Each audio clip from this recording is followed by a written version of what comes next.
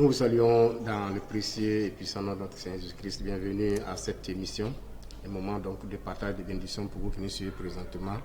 Nous croyons que le Dieu de but et de plan alors saura rencontrer, n'est-ce pas, vos besoins au travers donc de cette émission. Partout où vous êtes, nous vous saluons et merci aussi pour l'intérêt que vous portez donc à la cause du royaume des cieux en écoutant donc la parole de Dieu. Nous allons partager ensemble autour du thème aujourd'hui.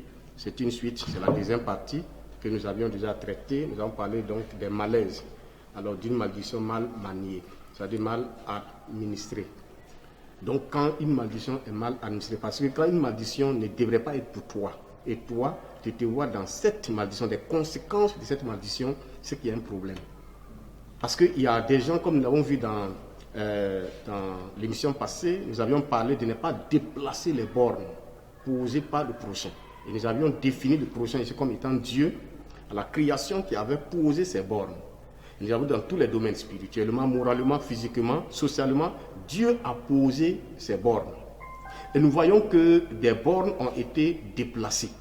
Et le déplacement de ces bornes, à coup sûr, envoyait donc des conséquences. C'est pourquoi il a dit que dans ce passage, il a dit que, alors ne déplacez pas, maudit soit celui qui déplace le borne de son prochain. Et tout le peuple dira comment? Amen. Et nous avons vu que lorsque la borne est déplacée, à coup sûr, ça envoie des problèmes. Et nous avons vu comment aujourd'hui, beaucoup de bornes que Dieu a placées à la création ont été déplacées, notamment dans le domaine du mariage.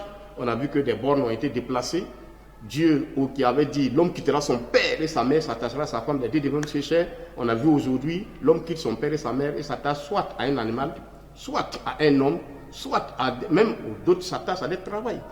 Donc en ce moment-là, on a déplacé la borne. Il va sans dire qu'il y aura des conséquences. Et nous avions dit que lorsque toi, tu vas en alliance ou tu traites une alliance avec quelqu'un qui a déplacé une borne, il y aura des conséquences dans ta vie. Alors, mais maintenant, aujourd'hui, ce que nous allons traiter ensemble, c'est de voir comment quelqu'un peut être en alliance avec quelqu'un qui a déplacé les bornes sans en être affecté par cette malédiction. Parce que c'est clair, écoutez, il ne faut pas perdre cela de vue, c'est très important. Je suis en train de parler au peuple de Dieu parce que c'est avec beaucoup d'expérience dans la vie que nous sommes en train de vous parler. Nous avons vu Dieu agir, et deuxièmement, nous avons vu dans la vie active beaucoup de situations de ces gens. C'est pourquoi nous arrêtons pour vous dire et comment vous aider donc à sortir de ces situations-là. Donc quelqu'un qui est en alliance avec quelqu'un qui a déplacé une borne, ça veut dire que cette personne-là va, n'est-ce pas, subir des conséquences. Puisque c'est lui-même qui a déjà, on a donné un exemple très clair. Par exemple, voici quelqu'un qui est en affaire avec quelqu'un qui a déplacé une borne. Lorsque les conséquences vont venir dans la vie de la personne, toi qui es en affaire avec cette personne, vous allez faire quoi? Tes affaires vont subir aussi un coup. Tes affaires vont subir un coup. Alors c'est la même chose qu'on dit ici, on essaie de vous dire. Mais maintenant, comment faire toi qui n'as pas déplacé de bornes, et tu es, n'est-ce pas, en alliance, ou en affaire, ou en connexion, ou en communion avec la personne, comment toi tu vas faire pour sortir, n'est-ce pas, de cette malédiction? Comment tu vas faire pour que cette malédiction ne soit pas maniée dans ta vie, ne te soit pas administrée?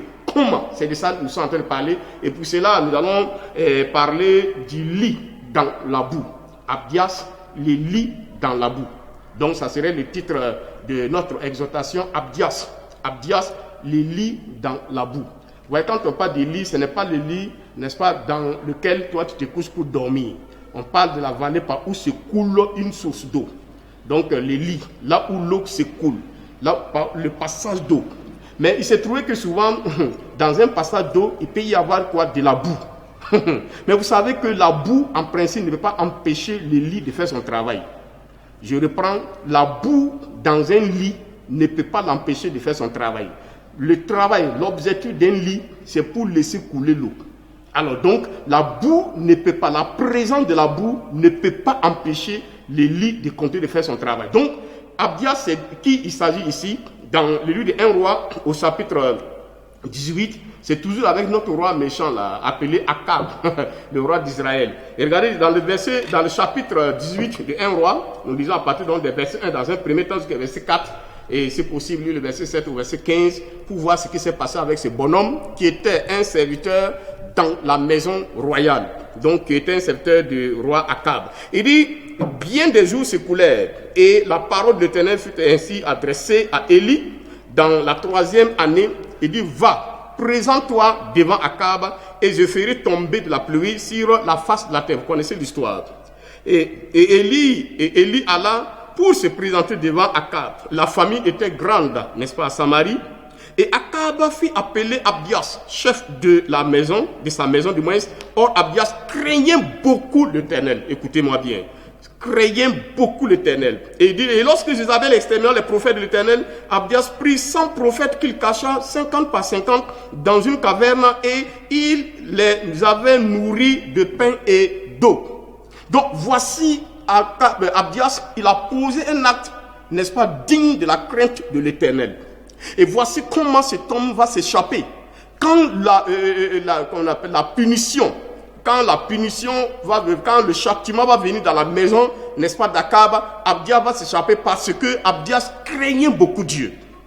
Donc nous sommes en train de parler dans ce temps difficile où tous les fondements, n'est-ce pas, en train d'être ébranlés dans le monde entier, le fondement économique, le fondement social, le fondement de la paix, le fondement de la joie, le fondement des affaires, pendant que tous les fondements sont en berne, sont en souffrance, sont en train de s'écrouler. Alors qu'est-ce que toi et moi, parce que nous ne pouvons pas ne pas être en alliance ou en affaire avec ceux qui ont déplacé les bornes, ça c'est hors de question, que ce soit des alliances étatiques, que ce soit des alliances de travail, des alliances de mariage, des alliances dans tous les domaines, des alliances d'amitié.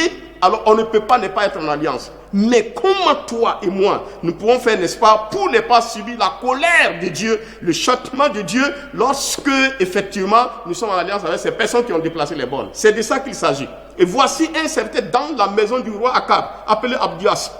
Et c'est ce que nous sommes en train de lire, le lit dans la boue. Akab, c'était la boue, écoutez-moi très bien, c'était le bourbier. Il avait abandonné, quand il rencontrait le prophète Élie, il a dit à Élie, m'as-tu trouvé mon ennemi? Élie dit, non, tu n'es pas mon ennemi, parce que c'est toi qui as abandonné la voie de l'Éternel, et n'est-ce pas, c'est toi qui as envoyé le trouble en Israël. Le fait que tu as abandonné Dieu, c'est vrai que tu as abandonné la parole de Dieu, c'est là à amener le trouble en Israël. Donc c'est toi qui es en train de troubler la nation, ce n'est pas moi, Élie. Moi, Élie, je suis serviteur de Dieu, je dis ce que Dieu me dit de dire. Alors, je suis en train de parler de la part de Dieu. Mais toi, le fait que tu t'es écarté des voies de Dieu, tu as envoyé les problèmes dans le pays. Et voici comment Akab a déplacé les bornes. Donc, c'est lui la boue. Mais maintenant, l'Élie, c'est qui? L'Élie, c'est Abdias qui était dans la maison d'Akab. Il n'avait pas besoin de compromis. Il n'a pas besoin, n'est-ce pas, de faire autre chose. Il avait la crainte de Dieu. Ne me dis pas que tu es en association de travail avec quelqu'un qui a déplacé les bornes et toi, tu vas te comporter comme lui. Non, toi, tu dois rester selon les principes de ton royaume, le royaume des cieux. Tu dois rester selon les principes de la parole de Dieu. Tu dois rester dans le cadre, n'est-ce pas, de la parole de Dieu. Dans les limites de la parole de Dieu. Dans les références de la parole de Dieu. Tu ne dois pas t'écarter. Pourquoi? Parce que t'écarter égale aussi à faire quoi? À déplacer les bornes. Parce que les autres qui n'agissent pas selon la parole de Dieu, à coup sûr, il y a des conséquences, s'il vous plaît. Même si aujourd'hui tout va bien, ne t'en fais pas. Parce qu'aujourd'hui, tu connais l'histoire de Jonas. Quand il s'est déplacé, il a même eu le prix pour prendre, n'est-ce pas, le bateau. Et quand il est rentré, la Bible fait ça, un vent léger et doux est venu, n'est-ce pas, rentrer les pousser dans la mer. Il pensait qu'ils étaient maîtres même de leur dessein. Mais il ne savait pas que devant, il y a un vent qu'on appelle Héraculon qui va se lever pour les renverser. C'est pour te dire que si aujourd'hui ça commence à aller, pendant que toi tu t'es écarté de la parole de Dieu, ne crois pas que tu es en sécurité. Notre seul lieu de sécurité, c'est la parole de Dieu. C'est pourquoi je suis en train de dire à quelqu'un, toi tu dois être l'élite dans la boue. Pendant que les fondements sont en train de s'ébranler, pendant que les bornes sont en train de se déplacer, toi tu dois rester dans la parole de Dieu. Abdias est resté dans la crainte de l'Éternel. C'est pourquoi quand vous lisez les versets 7, quand il est parti rencontrer Élie le prophète, regardez bien ce qu'il a dit. Et s'il sera préservé ou pas. Regardez bien. Le verset 7, je vous lis. Il dit, comme Abdias était en route, voici Élie, alors le rencontra. Abdias, l'ayant reconnu, tomba sur son visage et dit, est-ce toi, mon Seigneur Élie? Alors Élie lui répondit, c'est moi, va et dis à ton maître.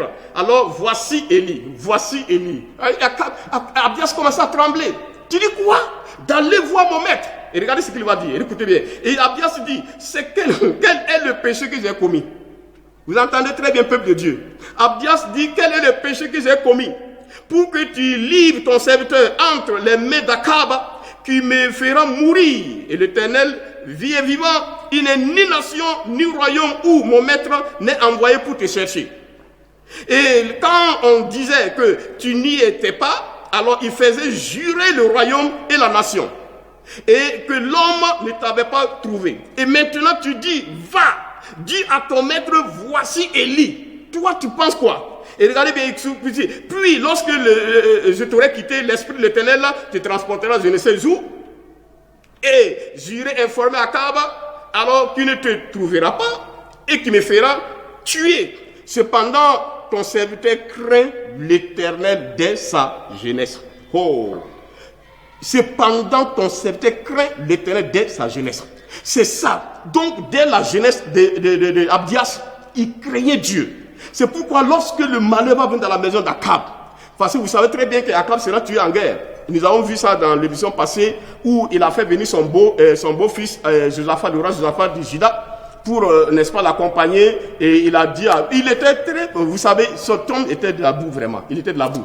Même son beau-fils, il voulait le tuer, le faire tuer. Il a dit à son beau-fils, il faut toi te faire quoi? Te déguiser comme le roi et moi je vais partir comme un soldat. Mais heureusement que Dieu voyait tout. Dieu voyait tout. Parce que ce n'est pas Josaphat qui a déplacé les bornes. Ce n'est pas Abdias qui a déplacé les bornes. C'est Akab qui a déplacé les bornes. C'est pourquoi celui qui a déplacé les bornes, la Bible fait savoir qu'il va périr. Mais toi qui es en association avec lui, toi qui es en affaire, toi qui es en connexion, en alliance avec lui, comment tu peux t'échapper? C'est en craignant l'Éternel. Craindre Dieu, c'est faire quoi? C'est fuir le mal. C'est fuir le péché. Et comme nous avons dit, si toi, tu es en association et que tu es dans le péché, je t'invite maintenant à te repentir profondément et à décider de vivre la parole de Dieu, de vivre dans la crainte de l'Éternel. Et tu vas voir que lorsque le malheur va venir, toi, tu vas t'échapper. Et qu'est-ce qui prouve que, effectivement, c'est que qu'on appelle ton collaborateur est en train d'amasser et qui a déplacé les bornes? Qu'est-ce qui prouve que cela ne te sera pas revenu si toi tu restes dans la parole de Dieu? Alors, j'appelle tout le monde, j'appelle les États, que ce soit les États africains et partout dans le monde, à rester dans la crainte de Dieu. Parce que c'est à ce seul prix que nous pourrons, n'est-ce pas, préserver non seulement notre vie, que nous pourrons aussi préserver les acquis, que ce soit les acquis économiques, les acquis, n'est-ce pas, de tout genre, que nous pourrons préserver. Et deuxième chose, si toi, tu es en association et que tu es tenté de quitter, n'est-ce pas, la crainte de Dieu ou de quitter la parole de Dieu, tu dois revenir de tout ton cœur. Et comme je prie maintenant, avant de terminer, pour quelqu'un qui me suit présentement dans tous les domaines, parce que le Seigneur m'envoie avec cette parole pour te dire, même si c'était le cas, tu es pardonné, et comme tu te confesses, comme tu te répands maintenant, tu es pardonné, tu es libéré au nom puissant de Christ Jésus, tu es libéré au nom de Jésus-Christ. Et tu vas rester en association dans la crainte de Dieu pour pouvoir non seulement préserver les acquis, n'est-ce pas, de ton travail que tu es en train de faire, mais deuxièmement, alors pour aussi bénir d'autres personnes. Et je prie pour toi, et toi qui es malade, présentement là où tu te trouves, le Seigneur m'a fait grâce, un homme ne pas donner ce qu'il n'a pas. Il m'a donné cette grâce d'aller et de guérir. La Bible fait savoir, vous imposez les mains au bas de les bras selon là où tu es présentement, impose la main sur la partie malade et je déclare que tu es guéri au nom de Jésus-Christ de Nazareth. Et tu m'as entendu? Dieu, tu es libéré au nom de Jésus, toute forme d'oppression. Parce qu'aujourd'hui, il y a un esprit qui est en mode, présentement dans le monde entier, c'est l'esprit de peur. Mais j'ai entendu beaucoup de témoignages pour des gens qui avaient ce problème, qui avaient véritablement peur jusqu'à ce que les corps ont été affectés. Mais je déclare maintenant que toi, qui m'écoutes présentement et qui fais confiance, comme tu mets ta main sur ta poitrine en guide de foi, je déclare maintenant que la peur te quitte au nom puissant de Christ Jésus. La peur même n'est pas seulement la peur du virus. Non, la peur n'est pas seulement mais la peur même économique. Comment tes affaires? Par exemple, tu es en train de voir tes affaires qui sont en train de chuter. Tu te poses la question, comment je vais m'en sortir? Toutes ces peurs-là, je déclare maintenant que ces peurs sont éradiquées, extirpées de ta vie au nom puissant de Christ Jésus. Je déclare maintenant que ta vie est complètement restaurée. Je dis à quelqu'un, vis normalement. Tu n'as pas besoin de vivre avec la peur. Tu as besoin de vivre avec Christ. Parce que la Bible fait savoir que Christ est en nous et il a fait cette déclaration formelle. Je suis avec vous tous les jours à la fin du monde. Alors, vis avec celui qui est avec toi, qui a tout vaincu et qui est assis à la droite de la majesté divine. Alors, c'est lui qui tu dois craindre. C'est lui qui, n'est-ce pas, qui a vaincu tout. Il a vaincu tout ce qui peut être l'objet de ta peur. Que la grâce du Seigneur continue de se mettre dans votre vie, comme nous vous aimons en Christ. Amen.